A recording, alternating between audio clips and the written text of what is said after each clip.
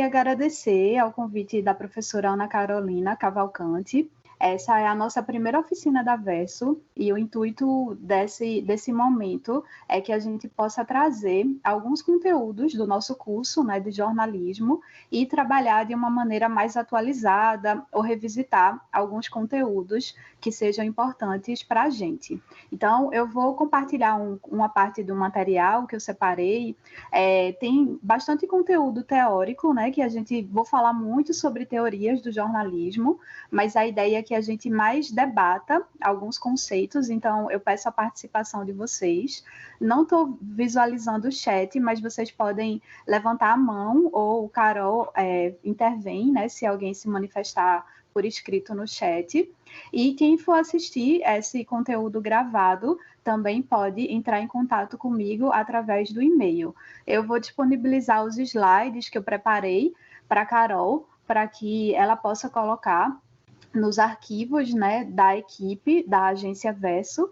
Então, esse material vai circular para vocês e vocês vão poder acessar quando sentirem necessidade, né, ou quiserem se aprofundar, ver algumas referências. O conteúdo da oficina é a gente discutir um pouco, afinal de contas, o que é que entra na boca do povo hoje, né? E a gente tentar trazer isso para as teorias do jornalismo, entendendo o jornalista como um mediador. E aí a gente vai trazer alguns conteúdos, né, que colocam o jornalista nessa posição e, ao mesmo tempo, a gente vai questionar, né, em que medida o jornalista é hoje um mediador. Então, para a gente começar esse assunto, eu queria compartilhar com vocês uma pesquisa que foi realizada por um grupo, né, de pesquisadores, de consultores, que se chama Consumoteca. Eles fazem diversas pesquisas sobre tendências de consumo, com a participação de profissionais diversos, né, desde antropólogos a profissionais da área de comunicação. E a Consumoteca, eles trouxeram alguns conceitos que eles são bastante importantes para a gente hoje, nesse período, principalmente de pandemia. Então, eu vou compartilhar o vídeo e a gente vai discutir, a partir do vídeo, algumas coisas que estão acontecendo.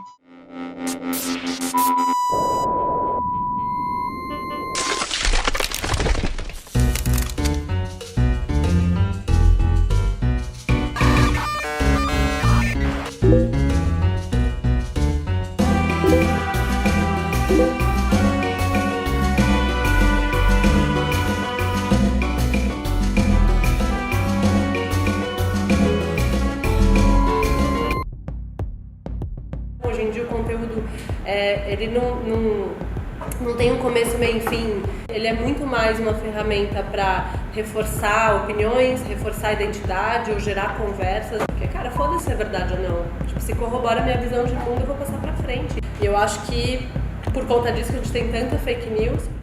Esse jogo é um jogo perversissimo para a maneira como a gente vai construir a nossa sociedade. As pessoas querem muito, tipo, vomitar a opinião delas e elas não estão dispostas a entrar em uma discussão. Viver em sociedade cobra da gente um colchão comum, que é sobre o qual todo mundo anda e é sobre o qual todo mundo discute, vive, constrói suas vidas. O que a gente está vendo agora é cada um achando que seu colchão é o único colchão possível e eles não estão dialogando em nada.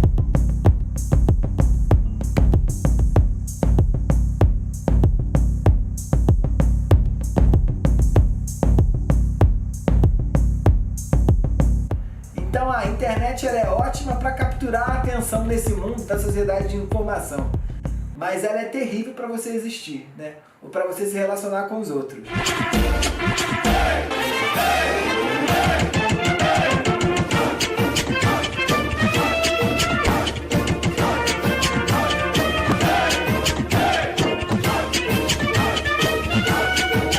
A gente abre mão dos fatos e começa a achar que as opiniões valem mais do que a mesma coisa.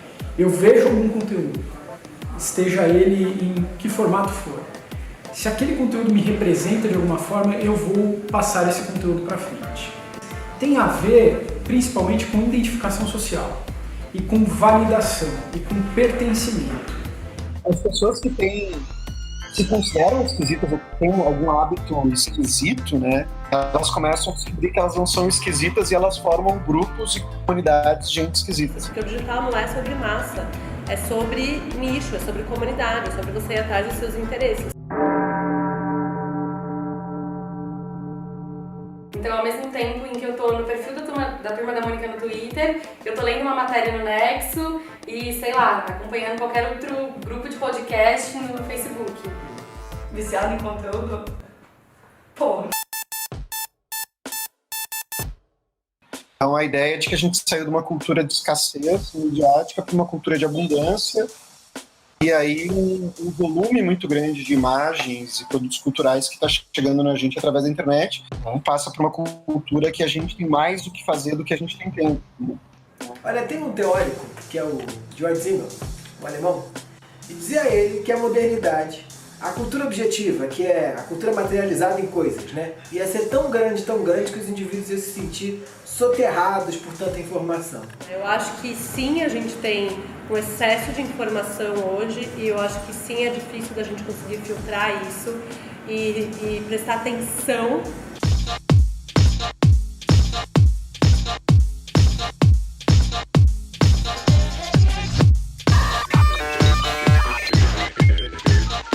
Eu acho que o que você coloca nas redes sociais é muito o que você quer que as pessoas pensem sobre você.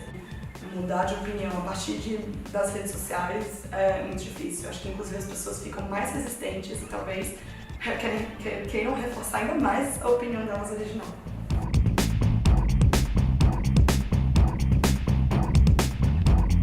Eu falo coisas pra mim, você responde coisas que você quer. Você fala coisas pra você e eu respondo aquilo que eu quero. Isso não é diálogo.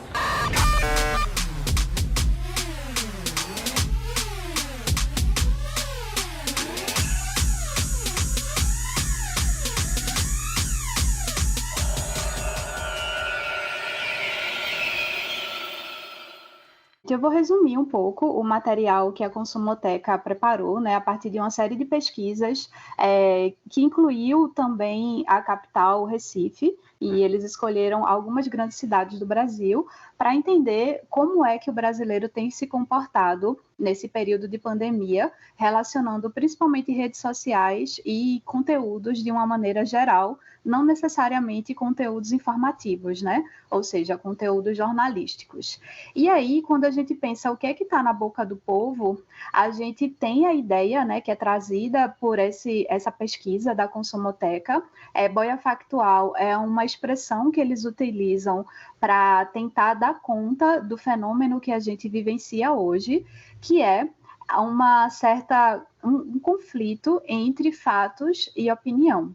Então, a gente vive hoje em uma série de redes sociais, né, que a gente se sente obrigado a acompanhar, e se a gente não acompanha, a gente sente que não está sabendo o que está acontecendo no mundo. Então, a lógica das redes sociais é que a gente se engaje o tempo inteiro nas tendências, né, e nas tretas do momento, já que muitas das coisas, né, que são compartilhadas e que viram tópico, né, dos conteúdos principais, né, que aparecem para a gente também, são conteúdos polêmicos. Então, nós somos o tempo inteiro meio que obrigados, né, ou nos sentimos, né, obrigados a nos posicionarmos sobre assuntos, e esses posicionamentos, eles ocorrem a partir dos fatos que a gente conhece. E aí essa ideia da boia factual é que a gente fica flutuando, né, dentro do que está acontecendo no mundo, e essa flutuação, ela não é suficiente para a gente dar conta da realidade.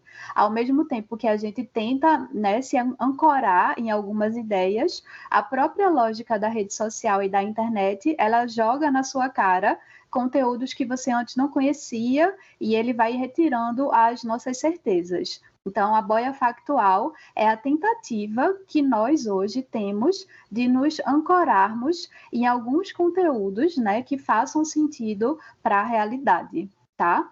Então, como essa realidade ela é modificada o tempo inteiro, né, porque surgem novos assuntos, novas polêmicas, a gente acaba se sentindo sem saber o que está acontecendo, né? A gente se sente bastante inseguro e a gente vive num mundo de incertezas, digamos assim.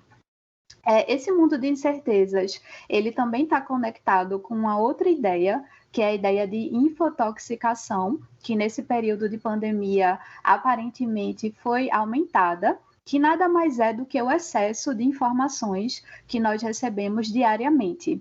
E esse excesso de informações faz com que a gente não consiga também nos situar no que está acontecendo no mundo. E muitas vezes a gente acha que o que está acontecendo no mundo não é suficiente ou a gente não consegue se posicionar diante de tantos assuntos. A boia, né, a boia factual faz com que a gente tente se amparar em alguns fatos, porque a gente se posiciona nas redes sociais, mas a infotoxicação é um sentimento interno que deixa a nossa cabeça muito inquieta, porque a gente se sente muito bombardeado, né, de várias coisas e nem sempre a gente vai conseguir entender, né, tudo o que está acontecendo.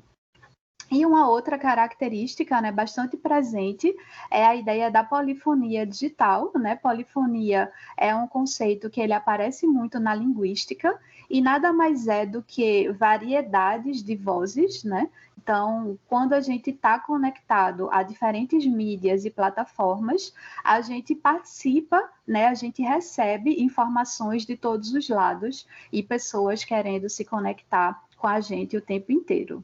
O resultado disso é um momento, né, de bastante insegurança sobre, afinal, o que é que rege o que a gente está falando e, no final das contas, o que é que rege o que a gente está pensando. Tem uma outra coisa, né, que é bastante importante nesse contexto, que é a ideia da curadoria algorítmica, né? É importante a gente lembrar que as grandes plataformas de redes sociais, elas se regem por uma lógica de algoritmos e as pessoas recebem os conteúdos a partir daquilo que também consomem e dentro da lógica que o próprio algoritmo vai encontrando para você. Então, o nosso mundo hoje, ele é dividido por bolhas, né, que está aí representado nessa imagem, em que cada pessoa teria uma realidade própria, já que os conteúdos que nós recebemos, né, seja nas buscas no Google, seja nos nossos próprios perfis, né, de contas de redes sociais, eles são diferentes. E não é à toa que várias iniciativas, né, têm cobrado que os algoritmos interfiram menos no conteúdo que a gente recebe. Tem todo um movimento que busca a lógica da gente receber o conteúdo na sequência cronológica. Não sei se vocês já perceberam, né? Que muitas vezes a gente recebe conteúdo que aconteceu há vários dias e a gente deixa de receber um conteúdo que foi recém-postado por um amigo. Assim como também a gente não recebe, às vezes, algum conteúdo de um amigo com o qual a gente não se relaciona com laços mais fortes, segundo a lógica da rede social, né? Que significa comentar, curtir, interagir com a pessoa de alguma forma, né? Então, todo esse contexto que eu estou falando para vocês tem interferido bastante em como é que a gente entende a realidade. E aí, a pergunta que eu faço é, afinal, quem é que está fazendo a mediação do que a gente entende como realidade? Dentro de todo esse contexto de que cada um está acompanhando uma realidade diferente. E é uma realidade que é cada vez mais conectada, cada vez mais informatizada, né, com excesso de informações e com essa sensação de que a gente nunca consegue acompanhar, de fato, o que está acontecendo de importante. Então, essa mediação da realidade, ela tem se tornado um ponto importante para a gente refletir e a gente entender as diferenças entre um passado que não existe mais, e é um passado que pensava o jornalismo, né, como um profissional principalmente mediador da realidade, né? O jornalista sempre foi enxergado, pelo menos o jornalista moderno, como um profissional que traz para as pessoas as informações que ela precisa Então, situa as pessoas na realidade, de certa maneira, e essa mediação entre o que é importante e o que não é importante para a sociedade ter conhecimento também faria parte da atribuição do jornalista. Só que nesse contexto que a gente vive hoje, em que o jornalista ele não é o único mediador da realidade, essa mediação ela acontece de diferentes formas, né? Principalmente com as conexões que a gente estabelece a partir dos dispositivos tecnológicos e a lógica de funcionamento das plataformas. Então, cada coisinha vai trazendo uma diferença na noção de realidade que a gente passa a entender no mundo. Quando uma pessoa só conversa com outras, né, dentro de uma lógica de rede social, mensagem, através do WhatsApp, ela participa de uma realidade diferente, né, porque no WhatsApp ela tem contatos com pessoas que efetivamente ela conhece na maioria das vezes, e nas redes sociais não. A gente muitas vezes tem um contato com pessoas que não estão no nosso WhatsApp. Então, se a gente compara, às vezes, uma pessoa mais velha que não tem uma conta na rede social, de Facebook, de Instagram, por exemplo, de Twitter, e a gente compara uma pessoa que só utiliza o WhatsApp, a gente vai ver que a noção de realidade dela vai ser diferente e todos esses sentimentos, eles podem também estarem em conflito. E aí, a grande questão hoje que a gente vem acompanhando para entender o que é realidade, o que as pessoas entendem como realidade e, no final das contas, como verdade, porque realidade e verdade são duas noções que elas acabam se tornando muito próximas quando a gente fala no sentimento de se sentir informado, né? Quando a gente pensa que a gente está informado, significa dizer que a gente sabe o que acontece no mundo, a gente sabe qual é a realidade do mundo e a realidade que a gente conhece, ela é verdadeira. Então, o que a gente vive hoje é uma confusão desses sentimentos, né, muito se baseando na disputa de credibilidade. Então, a lógica de quem, afinal, media o que está acontecendo é uma disputa de credibilidade e de confiança.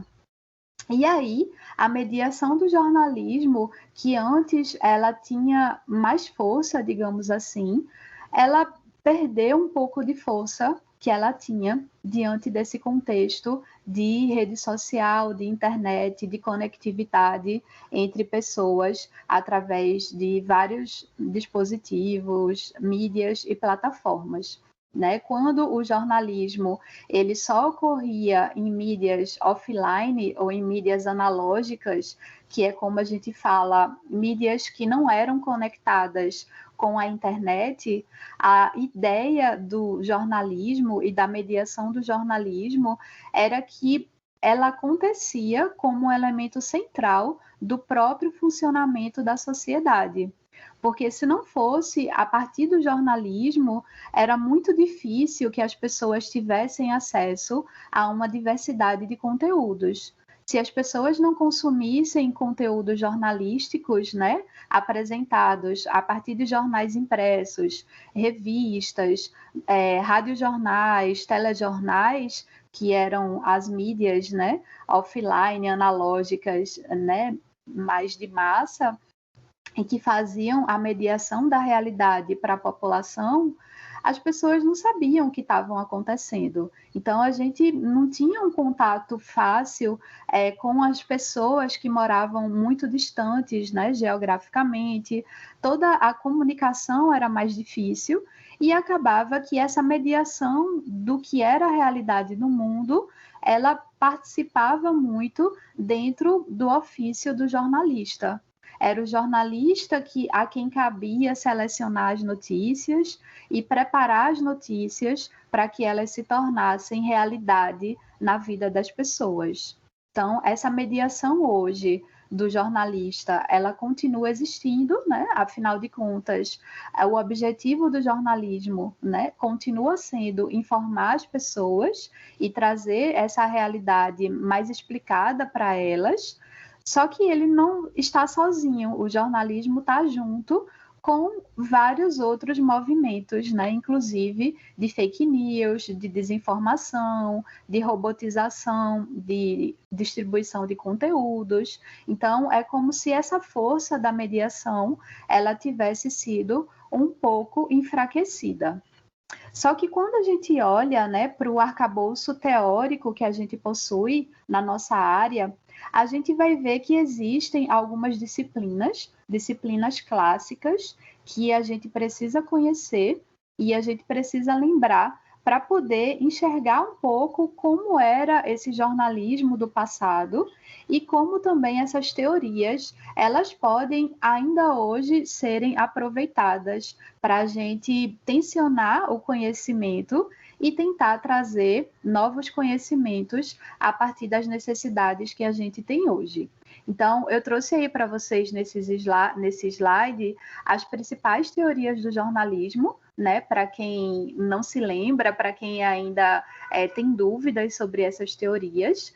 E eu queria falar mais sobre duas delas, que são duas teorias essenciais para a gente entender como é que o jornalismo se organizou como profissão, que são a teoria do espelho e depois, na sequência, a teoria do gatekeeper / agendamento, que são duas noções que elas sempre andam juntas. Em outro momento, né, se vocês acharem importante, a gente pode falar dessas outras teorias da comunicação, tá? É claro que essas teorias, elas não são as únicas que existem na nossa área, mas elas são as teorias mais clássicas e que aparecem em muitos livros de referência da nossa profissão.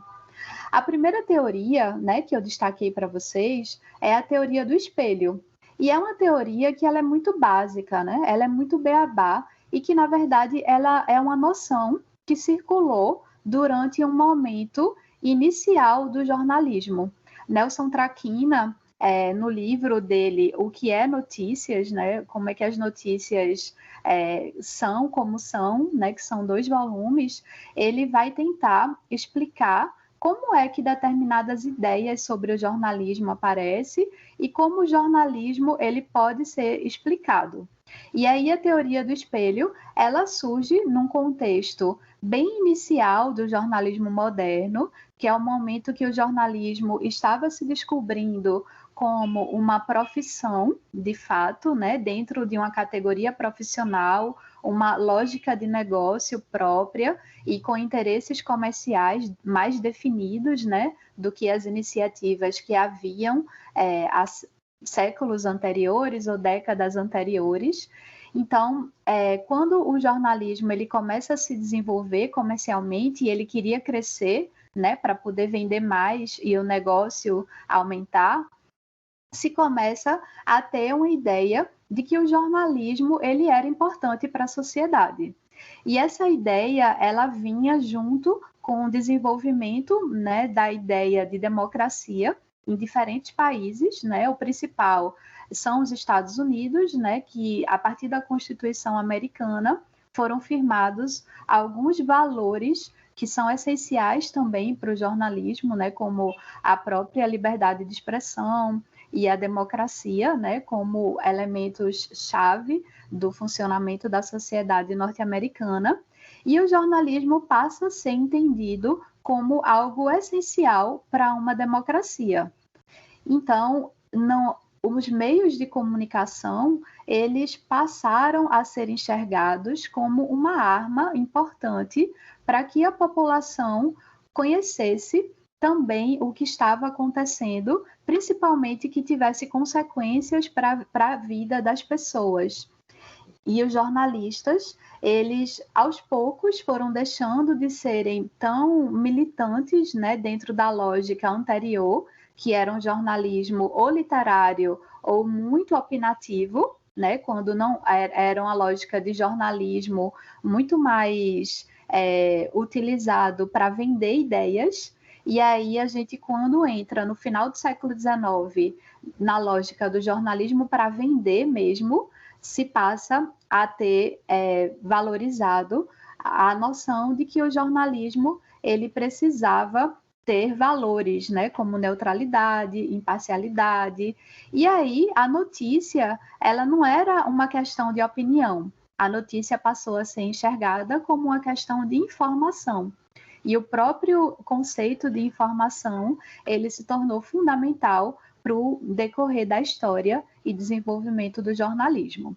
Então, para a teoria do espelho, o jornalista, ele seria um profissional que observa a realidade e ele reflete a realidade observada. Então, ele é um espelho da realidade.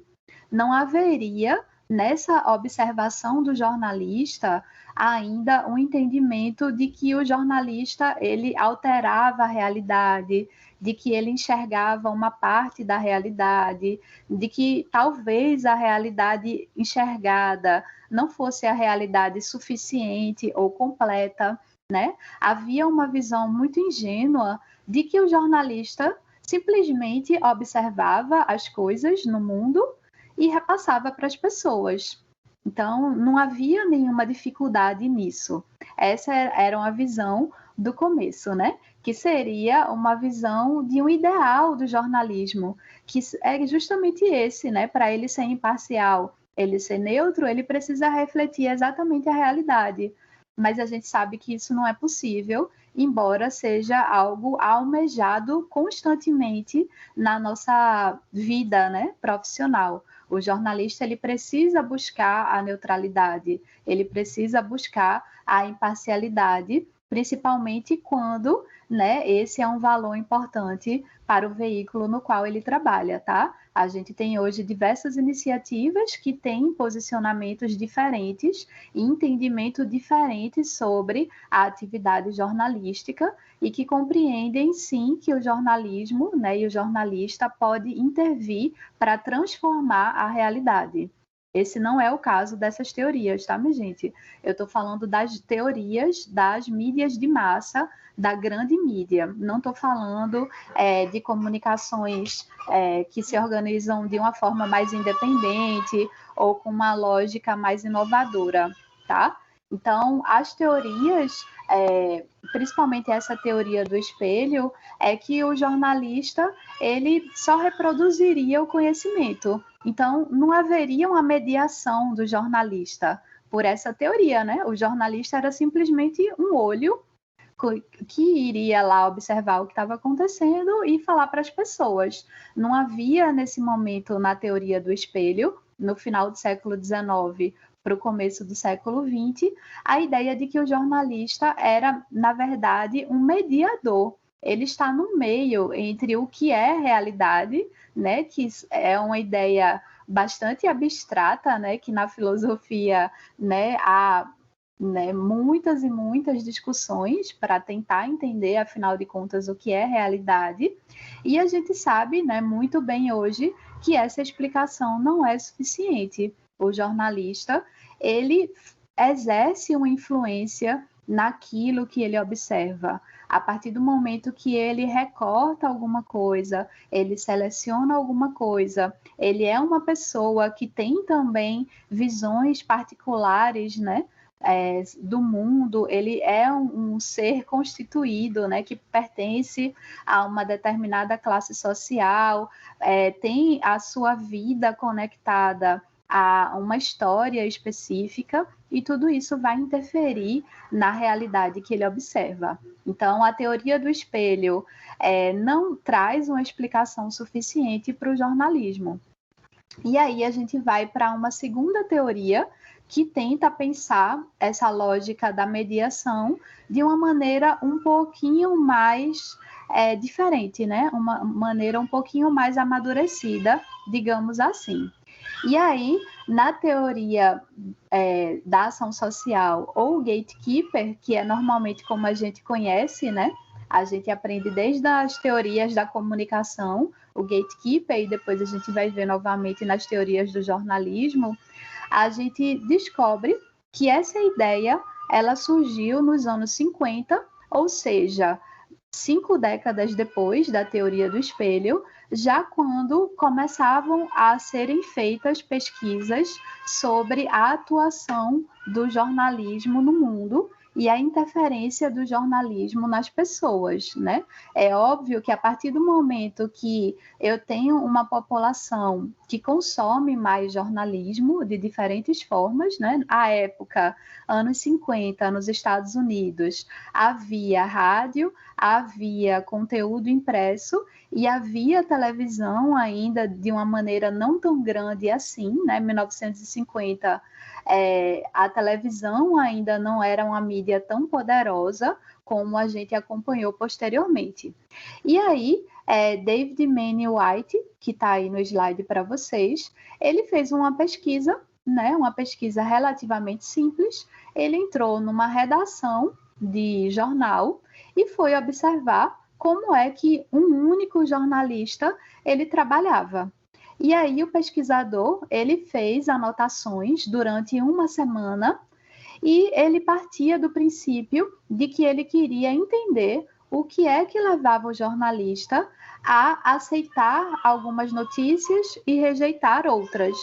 Por que o jornalista sabia que tinha acontecido um assalto numa região central da cidade e tinha acontecido um assalto numa região mais da periferia da cidade, o que levava o jornalista, de repente, a escolher o assalto no centro da cidade?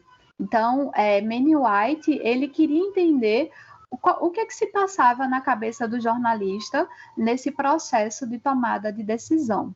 E aí, no período, estavam sendo desenvolvidos vários estudos de comportamento na área da psicologia, e um desses estudos, eles traziam como é que as pessoas se comportavam no ambiente de supermercado, por exemplo. Quando a gente vai no supermercado, pega o carrinho de compras e a gente escolhe o que é que a gente vai colocar no carrinho, a gente tem uma tomada de decisão. Então, para Manning White, era como se o jornalista ele tivesse um carrinho que ele fosse passando, né? Ele fosse sabendo de várias coisas que estavam acontecendo no mundo e ele precisava escolher, afinal de contas, o que é que ele ia repassar adiante para a população. E aí, White, ele chegou à ideia de que o jornalista, na época, ele não tinha uma escolha muito bem definida do que é que iria ser colocado no carrinho ou não.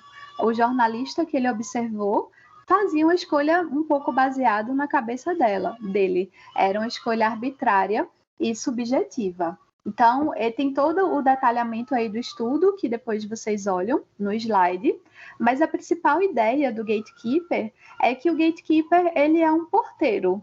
Então, o jornalista, entendido como gatekeeper, é um jornalista que ele vai, no final das contas, selecionar o que entra e o que não entra no veículo para o qual ele trabalha. Acaba que o jornalista, ele é um filtro de informação, tá? E aí, isso foi uma teoria que fez bastante sentido na época, circulou bastante e ainda circula entre a gente, porque ela é uma teoria que tenta entender como é que o jornalista ele trabalha e como ele faz esses processos de escolha. A partir do momento que o jornalista ele escolhe o que é que ele vai repassar adiante, esse processo envolve uma série de questões. É lógico que hoje em dia, né, os pesquisadores que falam de gatekeeper não pensam mais com a mesma cabeça de Manning White, né? A gente tem todo um desdobramento da lógica atual de convergência de mídias, o desenvolvimento de pesquisas muito mais aprofundadas, com um viés muito maior do que Manning White, né, que fez uma observação muito pequenininha, uma semana com um jornalista só. Se fosse nos dias de hoje, eu acho que isso não valeria nem um TCC, né, que dirá você cunhar o nome de uma teoria, mas a ideia dele pegou e continua pegando até hoje. O que muda dentro do entendimento do gatekeeper é as pesquisas conseguirem explicar como é que o jornalista trabalha, como é que o jornalista ele atua como um selecionador de notícias, tá? E aí a gente tem uma série de teorias. O que eu queria trazer para vocês é pegar um pouco do contexto atual que a gente vive, né, de muita colaboração a partir de WhatsApp. Esse daí eu peguei um chamado, né, assim, um post, digamos assim, um card até ficou cortado aí, pelo menos para mim, é um card do Bom Dia Pernambuco e NETV primeira edição, que eles pedem a participação das pessoas, né? Então tá aí escrito: registrou um acontecimento na sua região, quer fazer uma denúncia? Você pode enviar fotos, vídeos e texto. Veja como participar. WhatsApp e Viber. E aí, qualquer pessoa, né, adiciona esse número de WhatsApp, tira uma foto do buraco que tem na sua rua, ou do vídeo que você fez, né, como alguma denúncia, alguma irregularidade, algo que aparentemente seja importante ser noticiado, e você encaminha para a redação desses telejornais.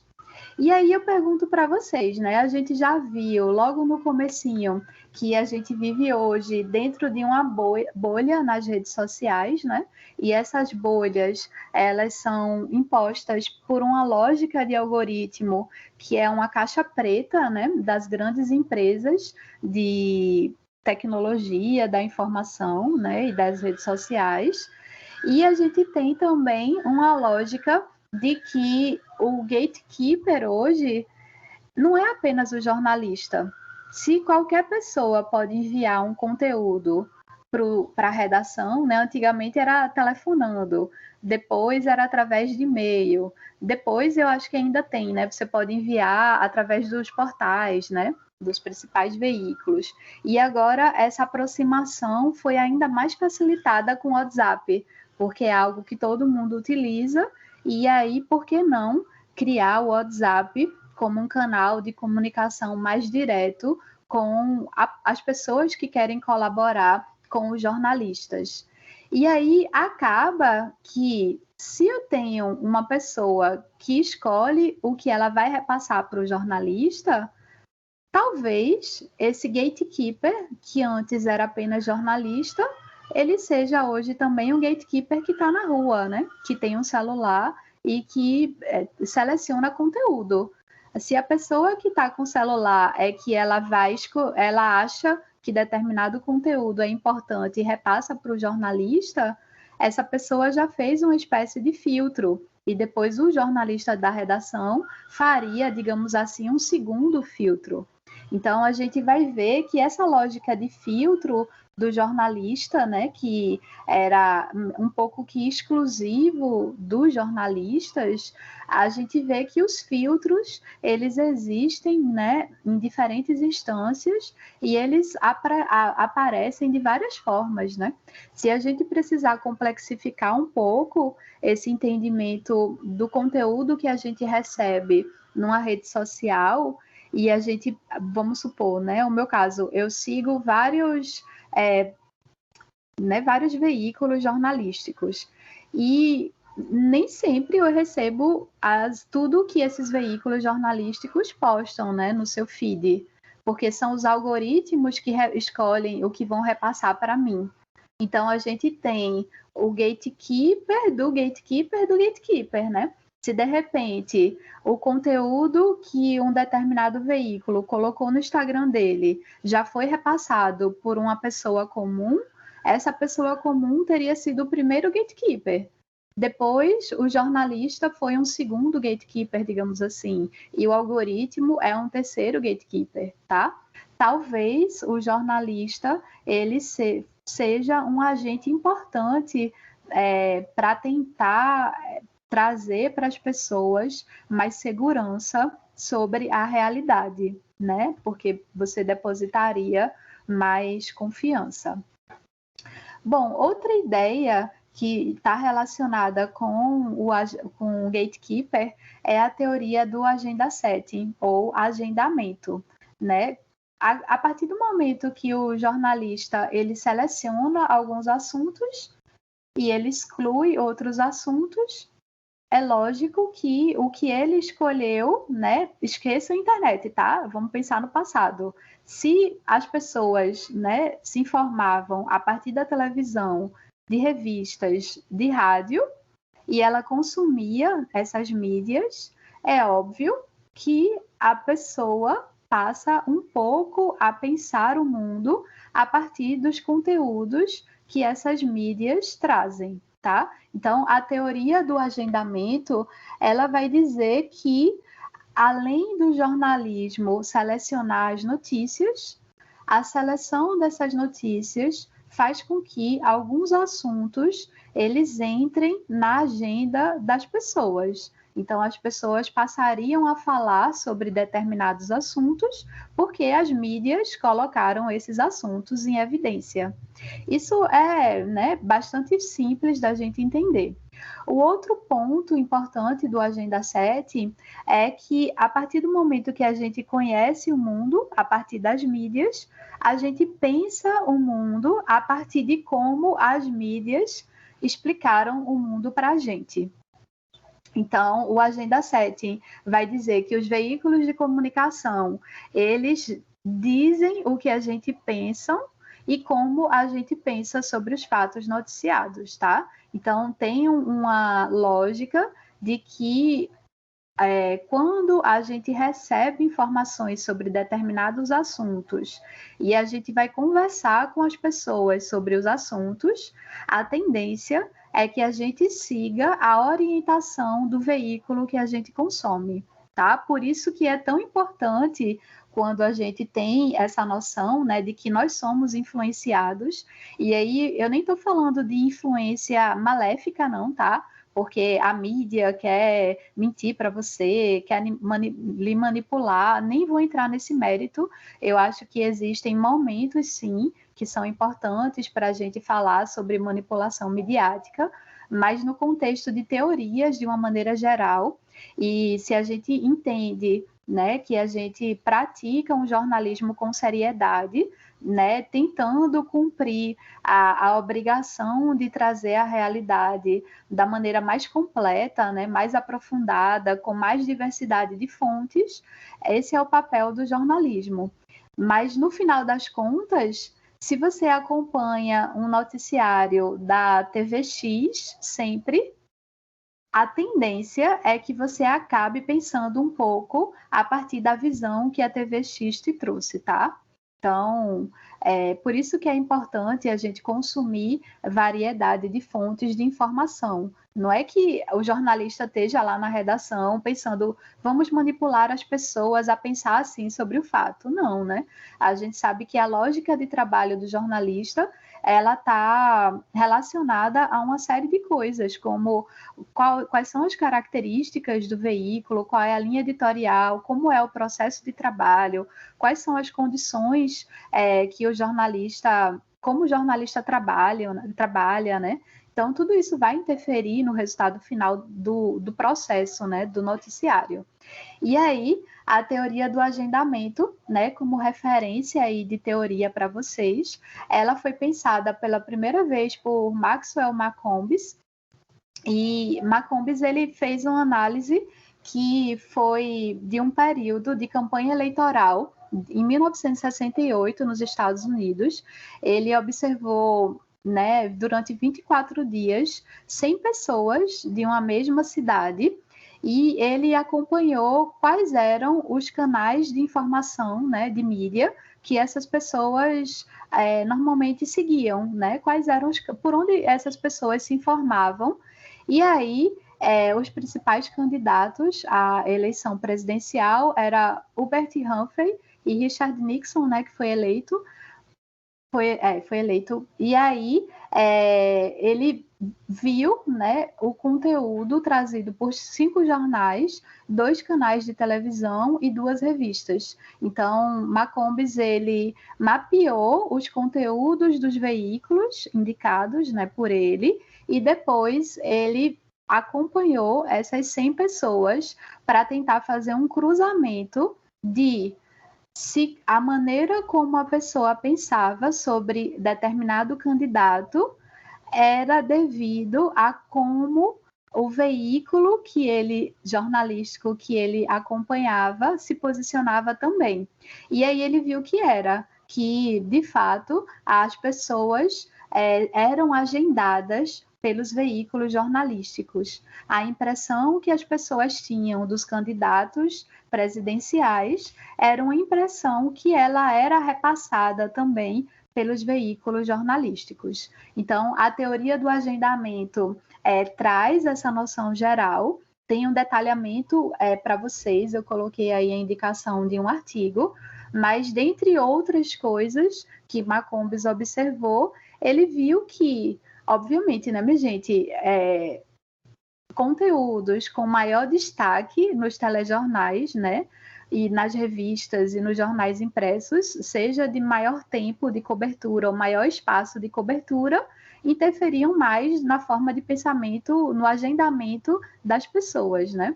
E aí ele fez toda essa lógica, né, do tempo, do espaço de determinado assunto em um veículo jornalístico e como as pessoas, no final das contas, pensavam sobre o assunto, e ele viu que realmente as pessoas eram agendadas pelos veículos jornalísticos.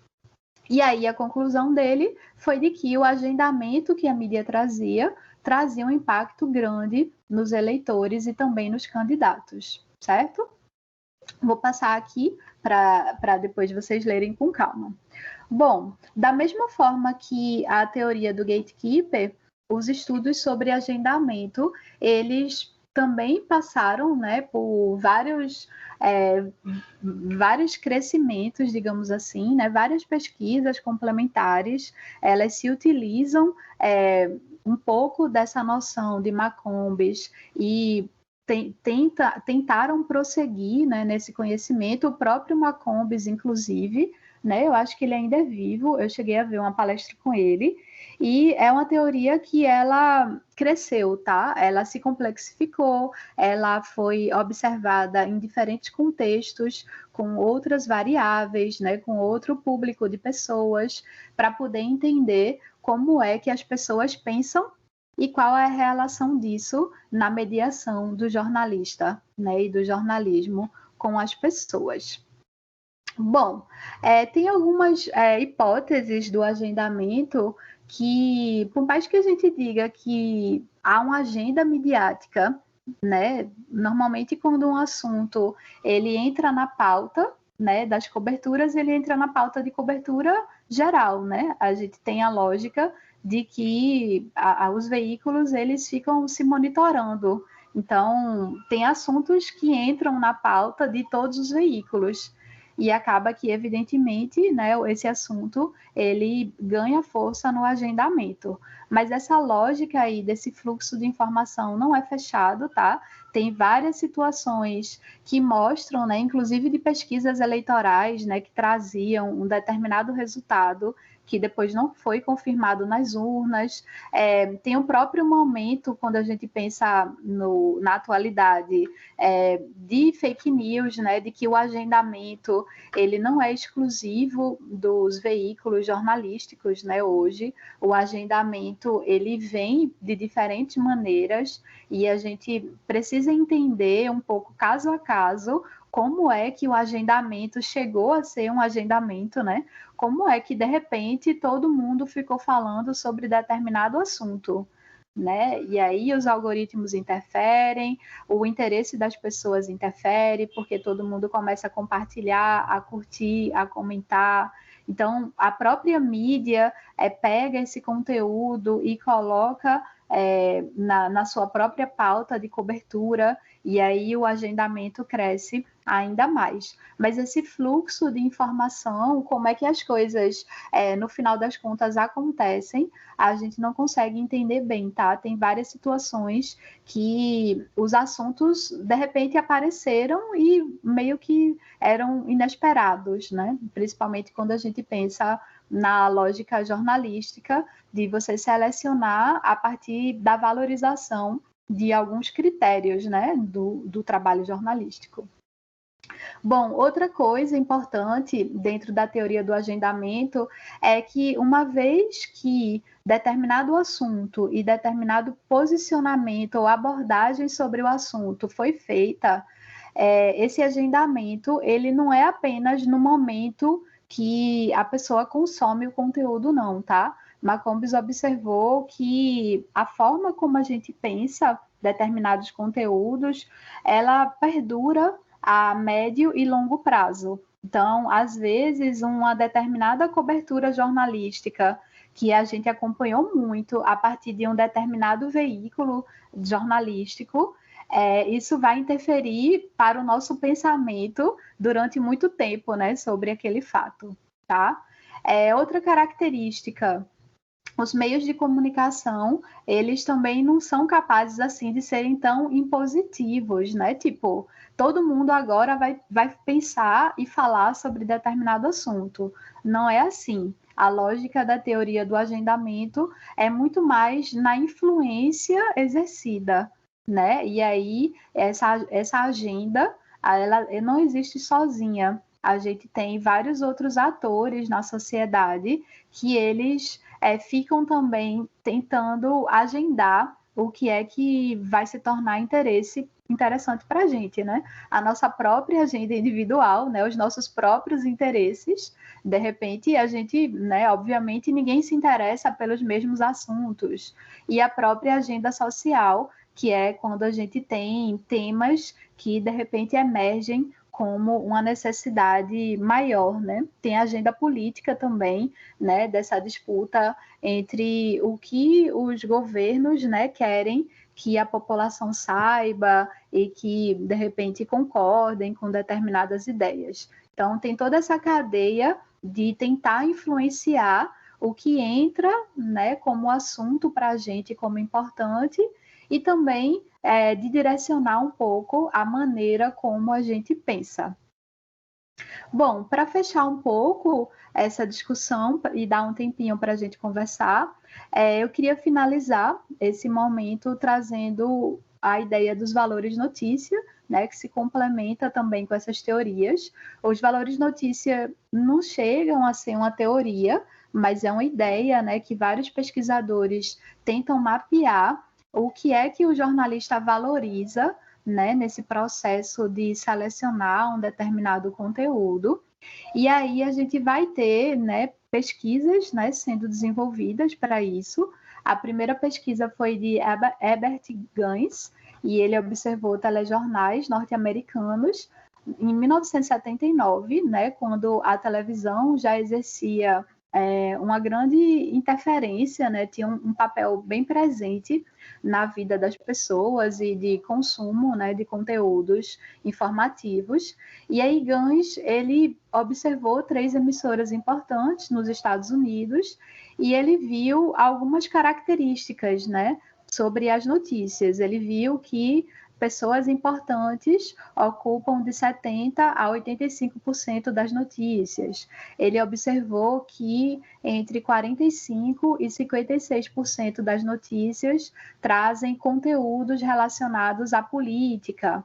E aí ele tentou entender esses fatores, né, que a gente chama de valor notícia ou noticiabilidade, né, que é um termo um pouco maior, que nada mais do o que o jornalista valoriza e coloca como notícia, né? Quais são esses fatores que interferem nesse processo de tomada de decisão?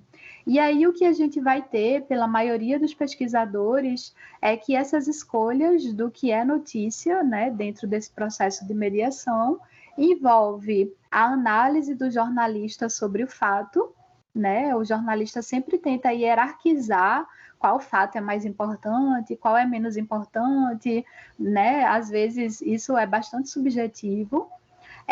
Há, em certa medida, julgamentos pessoais do jornalista, né, para essas justificativas. Tem também a cultura profissional do próprio jornalista, né? Do próprio jornalismo, às vezes de colocar assuntos como sempre presentes, né, na agenda das pessoas, na vida das pessoas. Então, tem uma lógica no próprio processo profissional, né, da própria lógica do trabalho. Tem as circunstâncias sociais, políticas, culturais, tem a relação do jornalista com a fonte e com o público. Então, tudo que envolve a como o jornalista trabalha, onde ele trabalha e como o trabalho dele pode ser realizado, acaba interferindo nesses valores notícia. Mas aí a gente tem que esse sistema, né, produtivo de escolher o que é notícia, de fazer essa mediação do que é que vai entrar na boca do povo, né? Afinal de contas, o que é que as pessoas vão falar?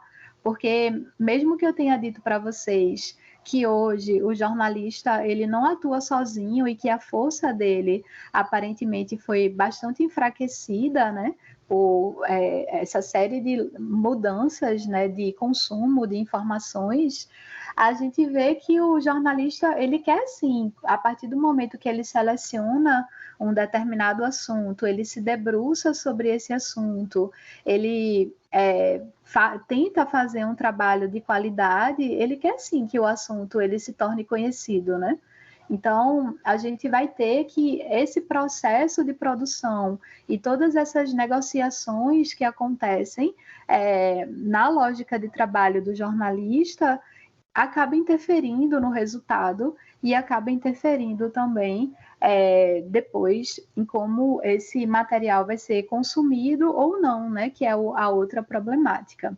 Esse aqui são algumas pesquisas, tá? Que apontam quais são os principais indicadores, né? Os indicadores mais fortes e menos fortes de valores notícia, né? Então, essa daí é uma das propostas. Tem várias, tá? Essa daí é outra proposta que tenta meio que colocar o que é mais forte para o jornalista, né?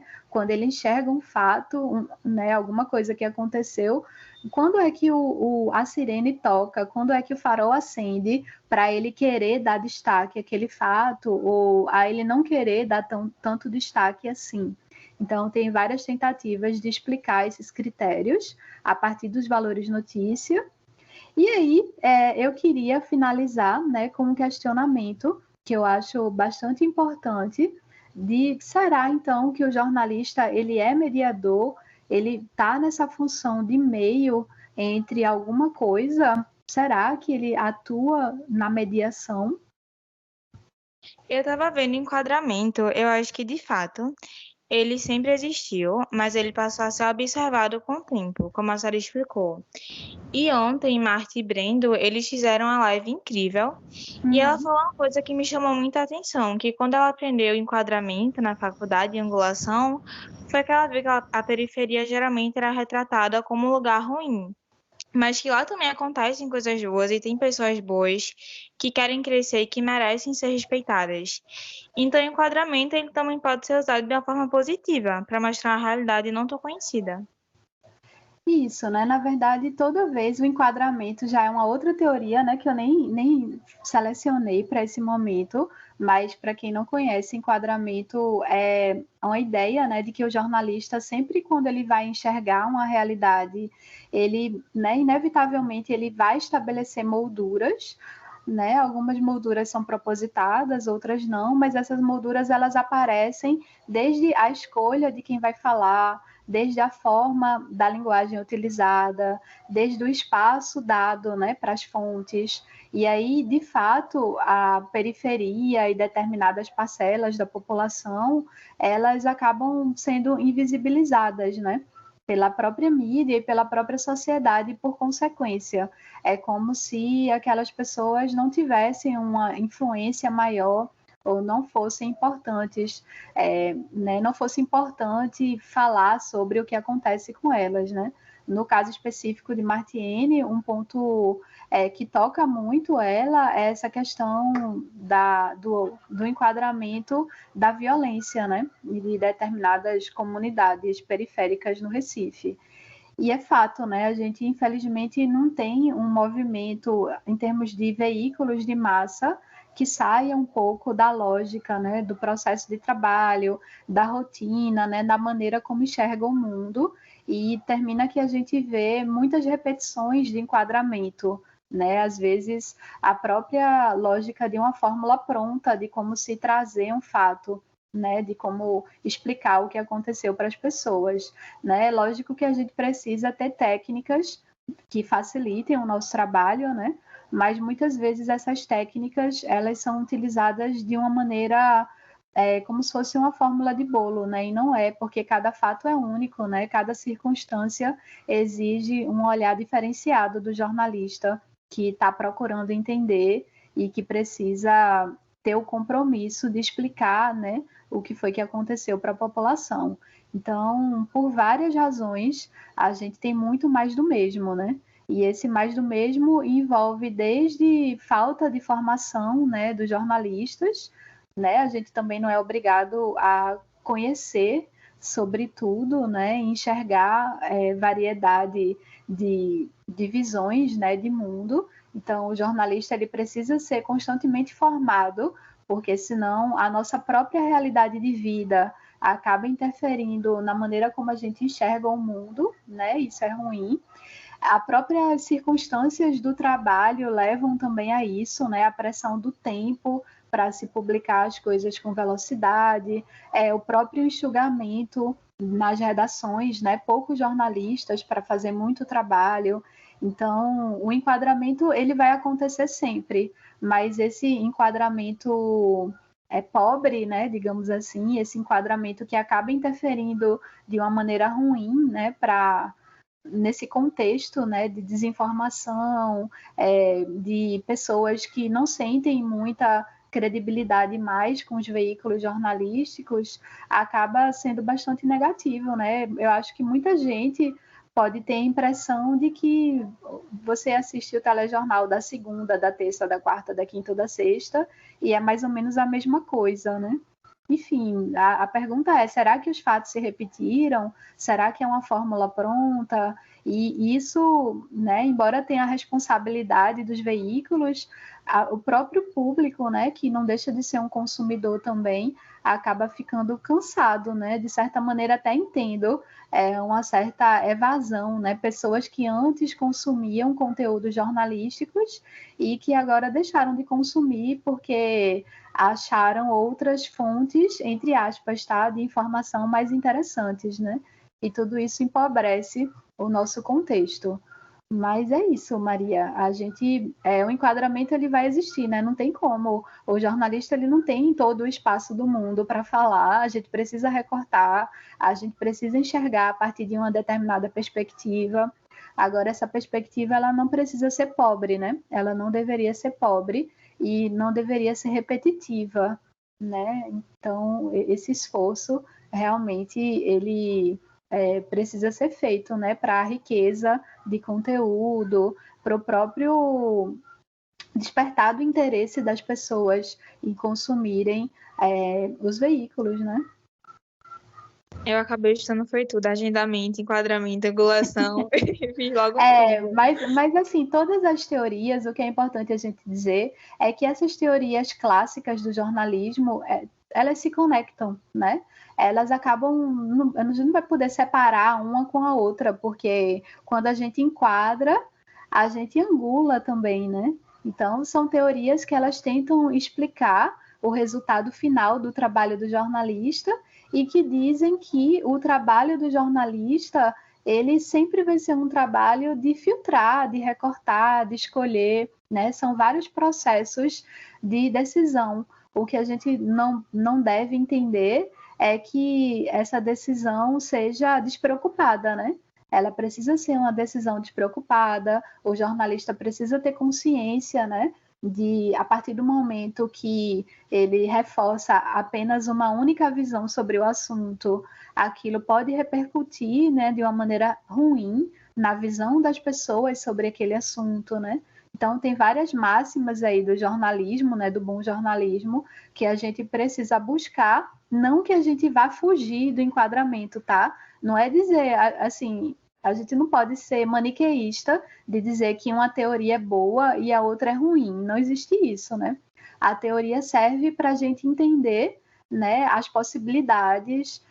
Quando a gente precisar selecionar, a gente selecionar da melhor maneira, a gente ter consciência do trabalho que a gente apresenta, a gente ter consciência de que, de repente, eu fiz uma angulação e essa angulação repercutiu negativamente, né? Como já aconteceu. Tinha um exemplo que eu utilizei, eu acho que nem foi na última turma de teorias de jornalismo, acho que foi 2 turmas atrás, que foi uma confusão que teve com a revista Vogue, que eles publicaram, na verdade foi uma editora da revista, nem foi a revista, publicou uma foto de uma festa, eu não me lembro mais se era a festa de aniversário dela ou uma festa de carnaval, mas a festa tinha um cenário que colocava, era cultura africana, e aí tinham umas cadeiras no meio e tinham as pessoas negras meio com a aparência de serem escravas, né? Um pouco se fazia essa associação. E aí isso entrou nas redes sociais, assim, cobrando como é que uma editora, de uma jornalista, né, de uma revista de moda importante, agia de uma maneira, né, a reforçar estereótipos, né, a demonstrar um certo possível preconceito, né, racial. E aí teve toda uma discussão bastante complexa, né? Então, o jornalista, principalmente quando ele se torna uma figura pública mesmo, né? Ele se torna figura pública sempre, né? Se o texto dele está na internet, está circulando, é figura pública. E a gente precisa ter responsabilidade, né, sobre o que faz. Não que a gente vá deixar de enquadrar, não que a gente vá deixar de agendar, né? Ao contrário, a gente tem toda uma tentativa também hoje de contra-agendamento, que é até uma ideia importante de eu falar, de várias coisas, né? Quantas fake news a gente vê por aí e as iniciativas de checagem, né, da informação tentam fazer um contra-agendamento, de dizer, essa fake news aí que está circulando, que está todo mundo falando a respeito e pensando dessa forma, isso não tem nada a ver, vamos tentar fazer um contra-agendamento para, né, mostrar para as pessoas de que o assunto não era esse, de que não aconteceu esse fato. Então, a gente tem muito hoje esse movimento de agendamento, contra-agendamento e essas disputas, né, o tempo todo para o foco de atenção, né? Qual é o foco de atenção das pessoas hoje, né? Boa noite. Primeiro, é um prazer dividir esse espaço com você e com os demais colegas, mas eu só queria falar na questão daquela provocação que você colocou quanto à participação dos telespectadores nos telejornais, né?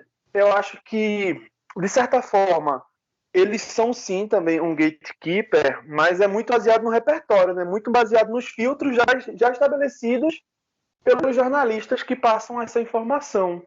Não sei se deu para entender. Sim, a lógica. Entendi. E, assim, tendo a concordar. Isso, porque a pessoa não vai ficar com um celular na mão procurando, né, coisas assim para mandar para a TV. Geralmente é algo que acontece na rua, é um buraco, é uma insatisfação, é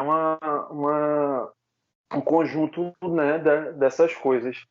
E quanto aos critérios de noticiabilidade, eu realmente fiquei muito feliz de ter revisto tudo isso, porque é algo que impacta diretamente o trabalho de jornalista, né? Seja ele repórter, seja ele até assessor de imprensa também. Como montar um texto e se colocar na posição do repórter que vai abrir aquele e-mail, né? Que vai ler aquele texto. Realmente eu fiquei muito feliz e parabéns a todos pela organização. Obrigada, Boni. Eu que agradeço a sua presença. Para o pessoal que não conhece, Boni é nosso ex-aluno, super querido e talentoso, né? Só elogios para Boni.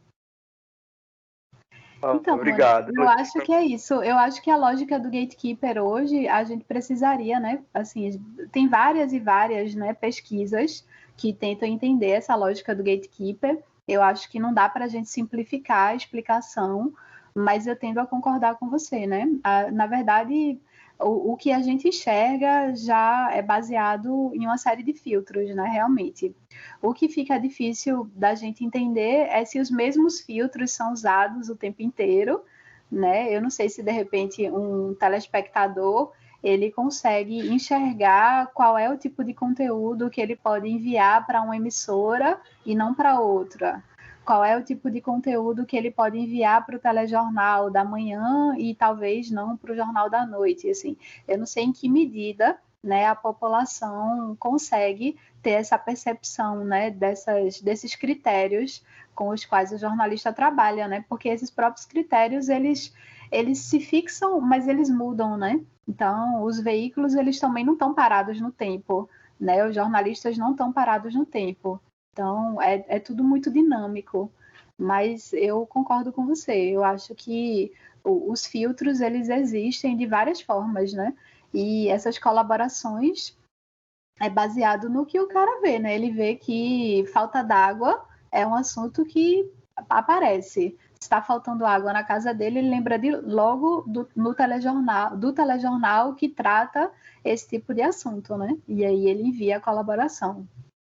Em nome da Verso, eu queria agradecer muitíssimo pela sua colaboração hoje. Foi excelente a oficina. E queria agradecer a participação aqui, a presença dos meninos, né, que estão aqui com a gente, meninos e meninas. Essa foi a primeira oficina da Verso, né, que trouxe o assunto O que entra na boca do povo, processos de mediação e teorias do jornalismo.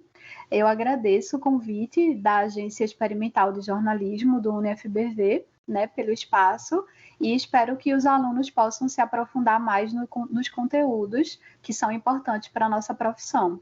Qualquer dúvida, nos procurem. Esse material vai ficar disponível nas redes sociais. Comentem e a gente vai crescendo aí o debate e tirando as dúvidas de vocês.